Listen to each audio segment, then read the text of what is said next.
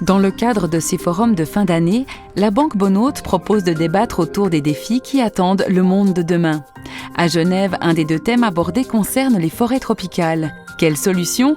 Le Brésil donne l'exemple. Mais avant cela, c'est la création monétaire qui retient notre attention. Alors la situation à laquelle nous faisons face est-elle vraiment inédite ? Absolument inédite, tant par la taille que par l'ampleur, que par l'implication de plusieurs banques centrales. C'est des monceaux d'argent qui sont aujourd'hui déversés dans les marchés du fait de la politique accommodante, notamment de la Fed, qui verse 85 milliards de dollars par mois dans le marché. Et ce qui est paradoxal, c'est que en fait, ce ne sont pas les bénéficiaires pensés dès le départ qui en bénéficient, mais ce sont bien les marchés financiers en eux-mêmes.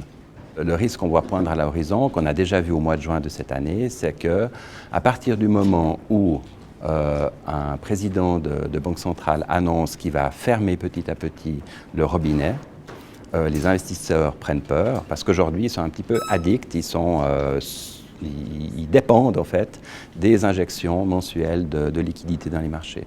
Et de les priver pourrait les déstabiliser. Si on a parfois le sentiment que dans la finance tout va très vite, c'est aussi le cas dans le domaine du développement durable. Les forêts tropicales sont grandement menacées et les causes de ces abattages sont multiples. Quelle solution ? C'est le sujet de notre deuxième volet. Je pense qu'il n'y a pas de solution mondiale.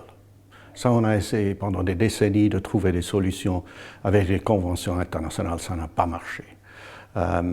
Aujourd'hui, on voit parfois des exemples très positifs, notamment en Amérique du Sud, où quelques pays, quelques gouvernements ont pris cette question en charge, notamment les Brésiliens, beaucoup plus que les Péruviens par exemple, et ils ont trouvé une législation et surtout aussi une surveillance à travers la technologie de satellite.